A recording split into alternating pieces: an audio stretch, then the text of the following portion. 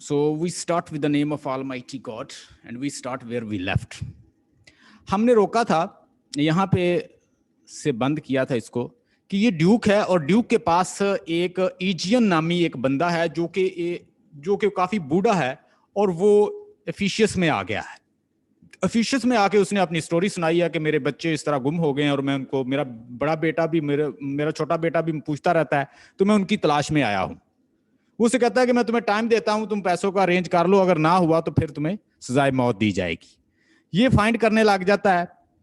इमिलिया ये इसकी वाइफ है और ये एंटीफोलस, मैंने आपको बताया कि एंटीफोलस जो है ये एक सुनार के पास बैठा हुआ है, उसके साथ गपशप लगा रहा है और उस सुनार से कहता है कि यार जल्दी बना दो नेकलेस, मैंने घर जाना है, मेरी वाइफ मेरा वेट कर रही है, तो आप काइंडली इसको जल्दी बना दे। वो कहता है जी अभी इसमें टाइम लगेगा। और वहां पे एक मर्चेंट भी बैठा हुआ है, मतलब एक वहां पे एक बिजनेसमैन भी बैठा हुआ है। ये बातें कर रहे हैं। बातें करते करते ये जब घर वापस आता है तो इसके घर में इसका भाई ये वाला, उसकी वाइफ उसे खींच के ले जाती है और इससे समझ रही है कि ये एंटीफोलस बिग है। जब इसको घर में ले जाती है तो मुलाजिम को कह देती है कोई भी अंदर आए तो आपने उसे वहां रोक देना है। अब जैसे ही ये वाला एंटीफोलस ओरिजिनल यहाँ पे आता है तो इसे कहता है सर्वेंट के मैडम ने मना किया कि कोई बंदा अंदर नहीं आ सकता। तो ये बाहर चला जाता है, ये किसी और औरत के साथ टाइम स्पेंड करता है और उसके साथ खाना खाता है और उससे एक रिंग ले आता है। वो कहता है कि मैंने एक ब्यूटीफुल नेकलेस का ऑर्डर दिया है, वो मैं तुम्हें गिफ्ट करूंगा। अब ये वहां से आ जाता है रिंग लेके।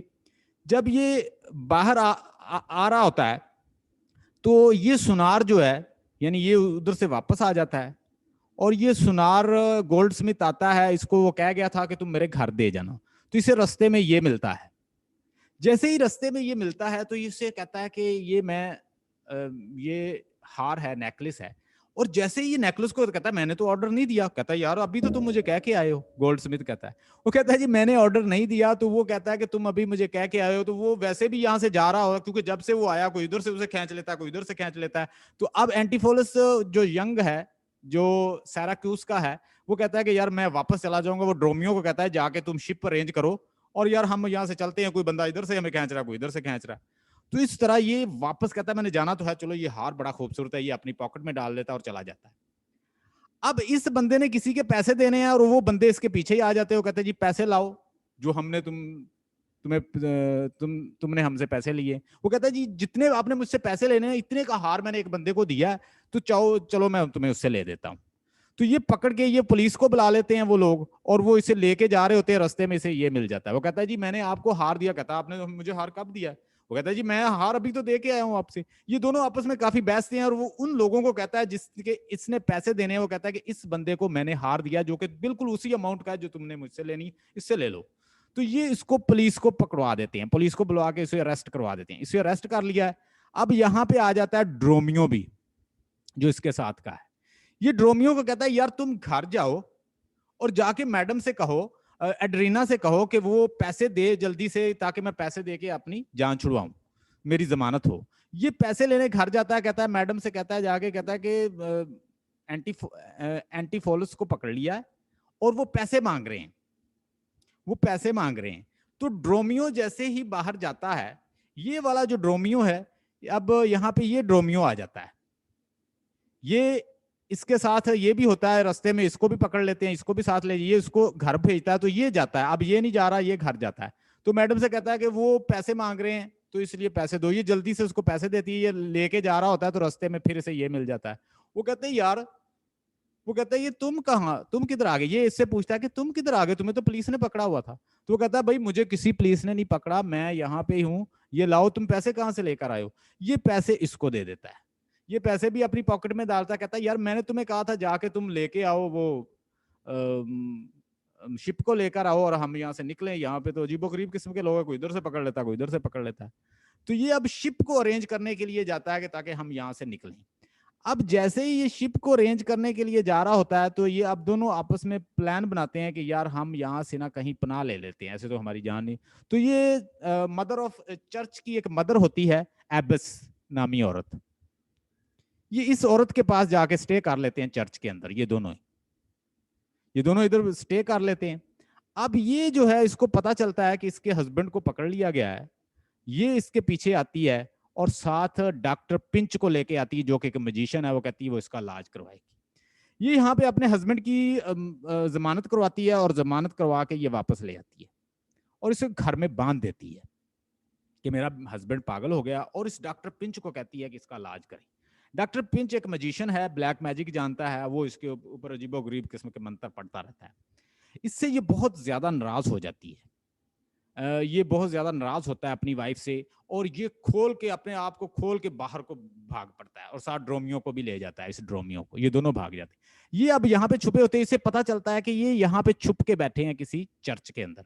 तो ये चर्च के अंदर, इस चर्च एबिस के पास चली जाती है। एबिस के कहती है कि ये दोनों बंदे मुझे चाहिए, ये मेरा हस्बैंड है और ये मेरा मुलाजिम है। अब ये दोनों कहते हैं कि ये हम तो इसे नहीं जानते। एबिस कहती है कि अगर तुम्हें जानते हैं तो ले जाओ, अगर वरना मैं तो नहीं दूंगी, ऐसे मुझे साबित करो कि ये तुम्हारे लगते क्या है। वो कहती है ये दोनों मेरे, ये मेरा मुलाजिम है और ये मेरा हस्बैंड है। ये मना करता है जी मैं इसे नहीं जानता। ये बार बार कहती है कि ये मेरा हस्बैंड है। इस तरह ये दोनों आपस में लड़ रहे हैं। इधर से ये मामला जो है ये इधर से चलती है और ये ड्यूक के पास आ जाती है कि इस तरह ये दो मेरे, एक मेरा मुलाजिम और एक मेरा जो हस्बैंड जो है वो इस तरह एबिस के पास है और मैं चाह रही हूँ कि ये मुझे मिल जाए। अब इस बंदे ने इस बंदे को सजा भी इस एबस, इस चर्च में ही देनी है, उस मंदिर में, टेंपल में, उसी के पास लेके जाना है। तो जैसे ये सारा मामला वहां पे चल रहा होता है तो वहां पे आ जाता है इसका बेटा, ये एंटीफोलस। ये भी ड्यूक के पास आके अपना मसला उठाता है। कहता है कि मेरी वाइफ जो है वो मुझे पागल समझती है और मुझे सजा दे रही है, कभी मुझे बांध देती है घर में और इस तरह अजीबोगरीब किसी के मजिशियन को ले आती है, ब्लैक मैजिक मेरे ऊपर अप्लाई कर रही है, ये मुझे मारना चाहती है। ये इसको सब कुछ बता देता है।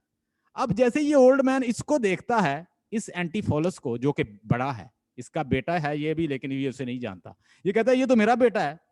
वो आगे से कहता है जी मैं इसको नहीं जानता। अब वहां पे ये भी आ जाती है और एबिस जो उनकी माँ है, मदर है, वो भी आ जाती है। ये तीनों करेक्टर यहाँ पे आगे इकट्ठे हो जाते हैं। ये और ये पहले ही मौजूद थे। अब यहाँ पे इनकी मदर जो है उससे पहचान लेती है कि ये एंटीफोलस और ये दोनों मेरे बेटे हैं और ये दोनों जो है ये मेरे मुलाजिम थे।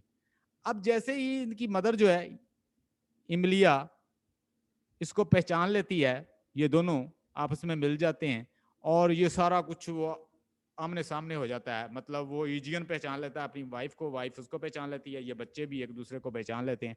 उसके बाद ये कहता है कि जो मेरी वो अमाउंट थी, जो मेरी वो बेल पे लगनी थी, वो कहता है कि मैं अपने बाप के लिए दे के उसे छुड़वाना चाह रहा हूँ। तो वहां पे ड्यूक ऐलान करता है कि मैंने इसको माफ किया। तो इसीलिए ये हैप्पीली एंडेड होती है। और ये जो एंटीफोलस ऑफ साइक्रोस होता है, इसकी शादी इससे कर दी जाती है, लुशियाना से। इस तरह ये प्ले हैप्पीली एंडेड होता है। कॉमेडी ऑफ एरर है। अगर हम इसको मूवी वॉच करें तो ये इतना जबरदस्त प्ले है कि आप सारा दिन हंसते रहो। होप के सर इसमें एक कंफ्यूजन है, क्या वो क्लियर करनी है बोले कि दोनों जो भाई थे उनकी क्या ड्रेसिंग भी सेम थी? जो लोगों को कंफ्यूजन हर टाइम रहती थी, जैसे एक देखिए रोड मेरी साइड बात पे सुने, दोनों की शक्ल फेस सिमिलर दोनों दोनों होना की वो पहचान अलग बात है, मेरी बात लेकिन सुने, पहचान वही सकता है जिसने ज्यादा दो, अगर वो दोनों इकट्ठे रहते हों तो फिर आप पहचान सकते हैं। जब कोई बंदा आपको ऐसा मिलता है ना जिनकी हूबहू शक्ल एक जैसी हो, मिसाल के तौर पर अब रिसेंटली मैं एक दो जुड़वा भाइयों को देख रहा था, उनके फिंगरप्रिंट भी तकरीबन एक जैसे थे।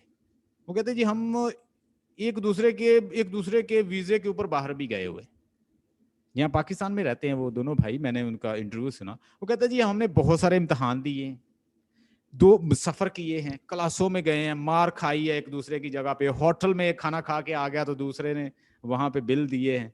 कहता है कि ये सारे मामलात हुए। एक बंदा कोई गलती करके आता है तो सा कहता है हमने एक दूसरे, तो वो क्यों मार देते हैं लोग?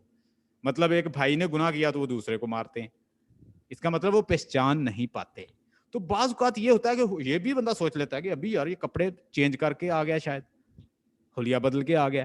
तो इस तरह कॉमेडी जब क्रिएट की जाती है तो कॉमेडी, कॉमेडी का मतलब है कि प्ले है, तो प्ले में फिर इस तरह के सीन बनाए जाते हैं कि वो काफी देर तक पता नहीं चलता।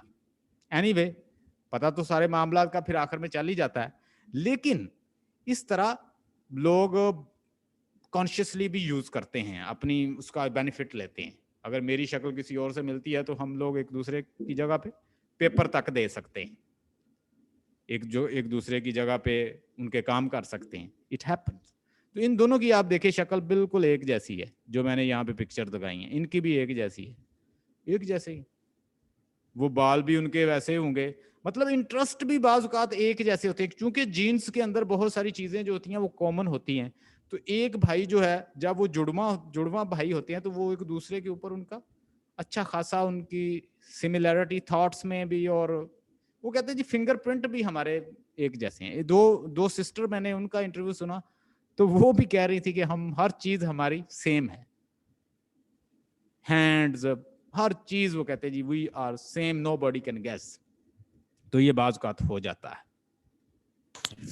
सर हमारी फैमिली में भी ऐसी है कि उनकी 2 ऐसी ट्विन बेटियां हुई थी ना, तो उनके पापा भी उनको नहीं पहचान पाते। एक जो है वो 2 दफा ऐसे लेके चली जाती है। अब ना मेरे जानने वाले हैं तो वो दोनों भाइयों की शक्ल मिलती थी। अच्छा, वो घर वाले पहचान लेते थे उनको, मुझे नहीं पहचान। वो तकरीबन मैं उनको 15 साल में उनको पहचान नहीं सका। जब वो 18 साल के हुए, थोड़े से यानी बच्चे जवान हो गए, कॉलेज जाने लग गए, तो 18 19 20 साल के हुए, तो फिर एक ने दाढ़ी रख ली और एक की थोड़ा सा आंख में फर्क था। मतलब बचपन में उसकी आंख में कोई चीज डल गई थी तो उसकी आंख थोड़ी सी, जैसे वो अलाइनमेंट उसकी खराब नहीं होती। तो मैंने जब गौर से देखा तो मुझे पता चला कि एक ही आंख की अलाइनमेंट खराब है। तो फिर मैं उस आंख से पहचानता उसको। अब तो उन्होंने, एक ने दाढ़ी रख ली, एक शेव करता है, तो अब चेंजेस आ गई। तो 15-16 साल तो मैं नहीं पहचान सका, यानी मेरे सामने घर में रहते थे वो। तो ये तो मेरे साथ हुआ रहा, ये मैं बता रहा हूँ मामला। तो इस तरह फिर बहुत सारे ऐसे मामला हो जाते हैं कि जब, वैसे ट्विन्स जो अक्सर उनकी शक्लें मिलती होती हैं ट्विन्स की। Fatima, I hope you are clear now. जी सर ऐसे ही। अब एक पोएम है जो मुझे भी बड़ी पसंद है, शेक्सपियर की सोनेट नंबर 27। मैंने आपको बताया था कि शेक्सपियर की सोनेट की एक कैरेक्टरिस्टिक होगी, एक तो वो लिखता है आइएम्बिक पेंटामीटर में, और एक को वो क्या करता है, 4-4 लाइन के क्या बनाता है, क्वार्टरन्स। ये क्या है, 1 2 3 4 क्वार्टरन्स। ये क्या है, 1 2 3 4 क्वार्टरन्स। और ये क्या, 2 लाइन का, ये कपलेट। ठीक है, क्वार्टरन का मतलब होता है 4 लाइन्स। ठीक है, फिर क्वार्टरन्स 4 लाइन, फिर क्वार्टरन 4 लाइन, और 2 लाइन का कपलेट। हाँ जी। So these are technical things. आपने ऑब्जर्व करना है इसकी राइमिंग स्कीम क्या है, ए बी, और उसके बाद क्या है, ए बी बी सी, और इस तरह सी डी। इन राइमिंग स्कीम को हम इसको ऑब्जर्व कर सकते हैं। देखिएगा, मैं इसको पढ़ता हूं, इसका मैं आपको ओवरऑल थीम बता देता हूं, इसका समरी बता देता हूं। शेक्सपियर इस पोएम के अंदर कहते हैं, आई थिंक मुझे एक दफा बंद करना होगा, दोबारा से करता हूं।